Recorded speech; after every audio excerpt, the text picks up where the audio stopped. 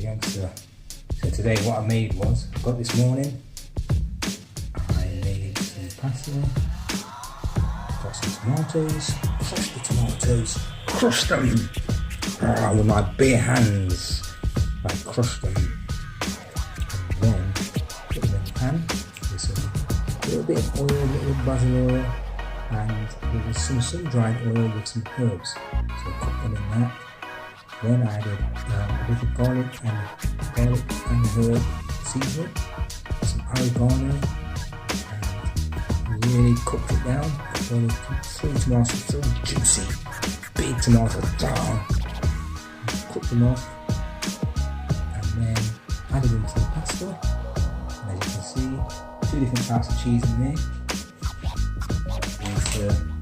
There's pepper jack style shreds.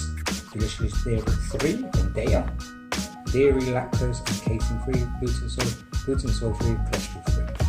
So I put them inside the mix, put it on top, and now I'm going to put this back in the oven to let it get a bit more crispy.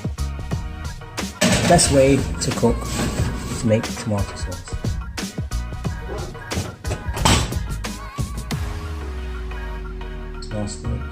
Pasta bake. Oops.